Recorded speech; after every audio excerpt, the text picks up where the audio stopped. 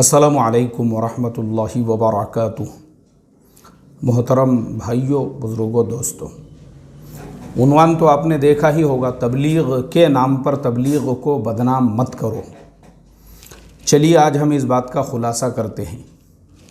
Actual में कुछ वाक़यात ऐसे पेश आए हैं जहाँ पे लोगों ने तबलीग के नाम पर तबलीग को बदनाम करने की साजिशें की, कोशिशें की। सबसे पहला वाक़या तो वो है जिसके ऊपर मैं ऑलरेडी एक वीडियो अपलोड कर चुका हूँ, जिसमें एक इंसान को मारा जा रहा है और उसके अंदर बिला वजह के हमारे हज़रत जी मौलाना साद साहब और मरकज़ निज़ामुद्दीन का नाम लिया जा रहा है।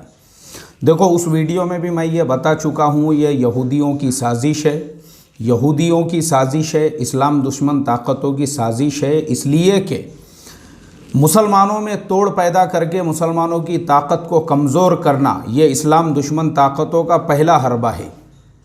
स्पेन के अंदर उन्होंने यही फार्मूला इस्तेमाल किया, मुसलमानों को ही मसलकों के नाम पे, फ़िरक़ों के नाम पे ऐसा उलझा दिया आपस में एक दूसरे के साथ। उसके बाद ऐसा गाजर मूली की तरह से वो काटे गए, गाजर मूली की तरह से। वो मस्जिद कुर्तुबा आज भी मौजूद है, जिसका जो मुसक़्क़फ़ एरिया है दुनिया में सबसे बड़ा है वो मसाजिद के अंदर, दुनिया में आज भी। लेकिन अफसोस की बात यह है कि सैकड़ों सालों से ना उसमें अजान हुई है, ना उसके अंदर नमाज हुई है, वो वीरान पड़ी हुई है और उसके एक हिस्से को गिरजा और कनीसा बना दिया गया, सिर्फ हमारे आपस के तोड़ की वजह से। इसीलिए मैं जोड़ की बात करता हूँ। तो वो जो वीडियो था हमने उसका भी खुलासा किया, क्योंकि जो लोग भी मुसलमानों के ख़िलाफ़ आज काम कर रहे हैं वो बाज़ाब्ता यहूदियों से यही तरबियत हासिल करके आते हैं कि इस कौम को कैसे मुंतशिर किया जाए, और वही फार्मूले दुनिया के कई मुल्कों के अंदर अप्लाई किए जाते हैं। तो हमने ये साजिशों को समझना चाहिए। इसीलिए मैंने उस वीडियो में भी बताया कि चाहे मरकज़ के नाम पे हो या हमारे हज़रत जी के नाम पे हो या तबलीग के नाम पर हो, जो लोग भी आपस में मारा मारी कर रहे हैं ये तबलीग वाले नहीं हैं, ये सिर्फ तबलीग के नाम पे तबलीग को बदनाम करने वाले यहूदियों के एजेंट हैं। हो गया ये मसला। दूसरा वाक़या अभी आप लोगों ने देखे होंगे, आजकल जो है ना एक जनाब का जो है बयान, और वो जो बयान है वो जनाब का वो बयान आजकल सोशल मीडिया पे बहुत ज़्यादा वायरल चल रहा है, यानी वीडियो क्लिप है। और मुझे जो है बीड़ जो है महाराष्ट्र के अंदर एक ज़िले का नाम है बीड़, वहाँ पे हमारे एक मुफ्ती साहब है, उन्होंने मुझे जो है 2-4 दिन पहले वो भेजे वीडियो क्लिप, जिसके अंदर एक आदमी तबलीग के स्टेज पे बैठकर तमाम जो साथी बैठे हुए हैं उनके सामने उलमा के ख़िलाफ़ में बकवास बक रहा है, उलमा को बुरा भला कहता है, अइम्मा को बुरा भला कहता है, और उनकी जो तनख्वाहें हैं उसको नाजायज़ और हराम कहता है, और ऐसे ऐसे उसके अंदर अल्फाज है जो इंसान बर्दाश्त भी नहीं कर सकता है। अब वो वीडियो क्लिप जब उन्होंने भेजा तो मैंने मुफ्ती साहब से कहा, मैं बोला भाई मुझे कम से कम ये तहक़ीक़ करके आप बताओ ये किस गांव का है, बस्ती का है, कहाँ का है, ताकि हम आगे जो है उसके ऊपर कुछ टेक्निकल एनालिसिस कर सके। मुफ्ती साहब ने कहा कि मैंने तो तहक़ीक़ात किया, मुझे पता नहीं चल रहा है।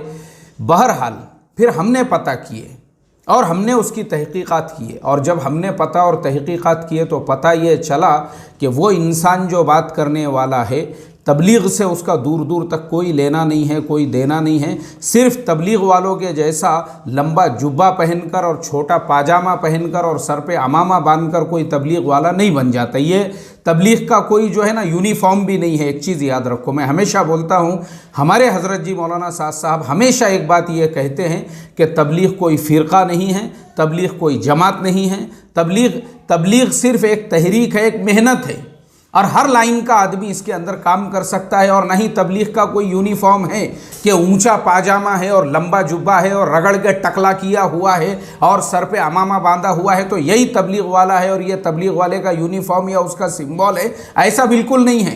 एक नौजवान जो जीन्स पैंट और टी शर्ट पहनने वाला है वो भी तबलीग का काम कर सकता है, कोई ज़रूरत नहीं है उसको अपने कपड़े चेंज करने की।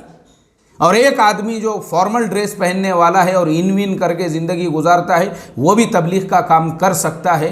तबलीग का कोई यूनिफॉर्म ही नहीं है।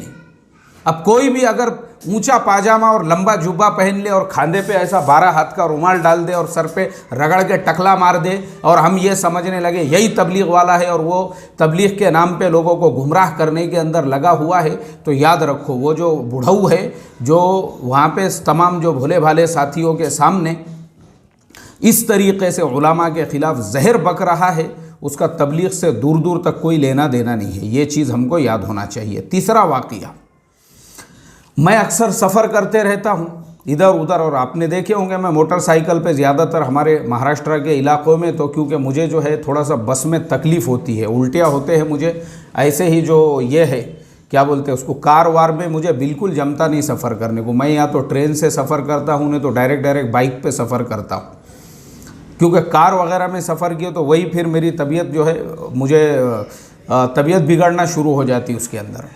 तो मैं ऐसे ही मोटरसाइकिल के ऊपर अभी थोड़े दिनों पहले मेरा कुर्ची का सफ़र हुआ, हमारे एक शागिर्द भी मेरे साथ में थे और गाड़ी भी उन्हीं की थी।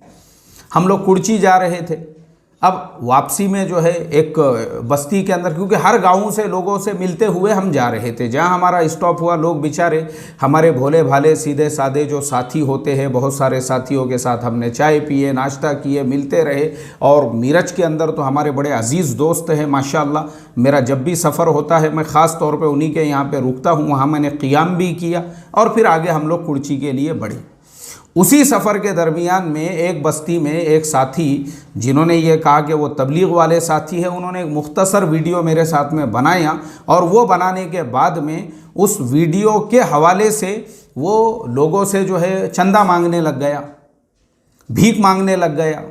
अब हमारे पूना की जमात एक इलाके के अंदर मेहनत और काम करने के लिए गई, वहाँ पे हमारे साथियों ने देखा कि मेरा वो वीडियो बता के एक इंसान लोगों से भीख मांग रहा है, लोगों को ये कह रहा है कि मैं जो है यानी वो जो इंसान है वो हमारे साथ में काम करता है और वो जो है इसलिए जो है उसको ताउन की ज़रूरत है।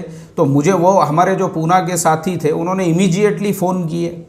मैंने उनसे कहा, मैंने कहा भाई देखो मेरी तो आदत है, मैं जहाँ कहीं पे भी सफ़र वगैरह में जाता हूँ साथियों के साथ वीडियो बनाना या फ़ोटो वगैरह निकाल के जो है सोशल मीडिया पे डालना ये मेरी आम आदत है। रहा भीख मांगने का मसला, हमको उसकी ज़रूरत ही नहीं है, क्योंकि हमारा जो हर वीडियो होता है उसके आखिर में जो हमारा ऑफिशियल जो हमारा फाउंडेशन का अकाउंट है, सारे डिटेल्स वो वीडियो के आखिर में वहाँ पे आ जाते हैं, क्योंकि हमको ऐसी किसी की ज़रूरत ही नहीं है। हमने उस इंसान के साथ में वीडियो ये सोचकर बनाए वो हमारा एक तबलीग का साथी है, भोला भाला साथी है, मगर हमको पता नहीं था कि तबलीग की आड़ में वो भीख मांगने के धंधे कर रहा है। अल्लाह हिफाजत फरमाए। बड़े अफसोस की बात है ये। इसलिए मैं यही कहना चाहूँगा, ये पूरे वीडियो का खुलासा यही है। हमारे मौलाना यूनुस साहब रहमतुल्लाह अलैह फरमाते थे कि इस काम को आज के ज़माने में सबसे बड़ा ख़तरा अगर किसी से है तो वो काम करने वालों से है। इस्लाम के दुश्मन ताकतों से ख़तरा नहीं है, यहूद व नसारा से ख़तरा नहीं है। अगर इस तबलीग के काम को ख़तरा है तो तबलीग वालों से ही है, क्योंकि तबलीग का काम छोड़कर वो तबलीग के नाम पे दूसरे कामों में लग गए हैं। कोई तबलीग के नाम पे प्लॉटिंग बेच रहा है, कोई तबलीग के नाम पे बिल्डिंगों के धंधे कर रहा है, कोई तबलीग के नाम पे तबलीग का चोला पहना हुआ है, वो तबलीगी नहीं है। एक बात याद रखो, सिर्फ तबलीग वालों के जैसा लंबा कुर्ता और छोटा पैजामा और टकला रगड़ के करने से कोई तबलीगी नहीं हो जाता। एक बात याद रखो, ये कर रहे हैं लोग तबलीग वालों का चोला पहनकर, वो तबलीगी नहीं है। मशवरे के अंदर बैठकर जो दिल में ये सोचे कि मेरा बयान क्यों नहीं तय किया गया, वो तबलीग वाला नहीं है। और जो बड़ा बनने के लिए लड़ाई झगड़े करे वो तबलीग वाला नहीं है, और जो तेरी मेरी करे वो तबलीग वाला नहीं है, जो उलामा की शान में गुस्ताखियाँ करे वो तबलीग वाला नहीं है, जो मस्जिद और मदरसों के ख़िलाफ़ और मकातिब के ख़िलाफ़ जहर उगले वो तबलीग वाला नहीं है। तबलीग वाला वो होगा जिसे उलामा से मोहब्बत होंगी, जिसे मकतब से मोहब्बत होंगी, जिसे मदरसों से मोहब्बत होंगी, जिसे जो है जो छोटा बनकर और पीछे हटकर जो मशवरे में बैठा है उसको कुछ लेना देना नहीं है। मेरा बयान तय हुआ या मेरा बयान नहीं तय हुआ, मुझे बड़ा बनाया गया या नहीं बनाया गया, अगर ये मरज़ दिल के अंदर है वो तबलीग वाला नहीं है। भले उसने रिकॉर्ड पे रिकॉर्ड बना लिए हो, अल्लाह हिफाजत फरमाए।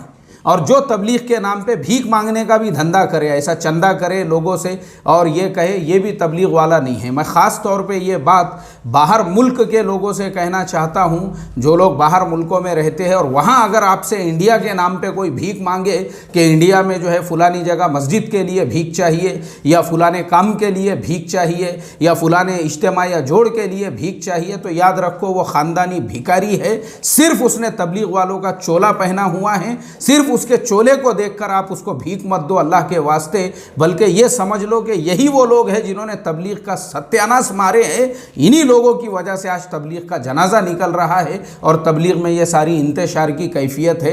अल्लाह ताला ऐसे फित्तीनों से जो तबलीग के चोले पहनकर तबलीग का जनाजा निकालने में लगे हुए हैं, ये हमारे ज़माने के इब्ने सबा है, हमारे ज़माने के इब्ने उबई है, हमारे ज़माने के मुनाफिकीन हैं, हमारे ज़माने के खवारिज है। ये इन्होंने ही पादमारी करके पूरा सत्यानाश मार दिया हुआ है। अल्लाह ऐसों के शर और फितनों से हिफाजत फरमाए। और वो तबलीग जिसकी बुनियाद हज़रत मौलाना इलियास साहब रहमतुल्लाह अलैह ने पूरे खुलूस और इखलास पे रख कर, जिसके लिए लोगों ने ज़िंदगियाँ लगा दी, अपनी ज़िंदगियाँ लगा दी, अपने आप को ऐसा पूरा कुर्बान कर दिया उन्होंने। ना उनको बड़ेपन की चाहत थी, ना उनको ना दुनिया के अंदर जो है बड़ी बड़ी पोजीशनें बनाने की, ना दुनिया की दौलत जमा करने की, ना गाड़ियों की, ना बंगलों की जिनको चाहत थी।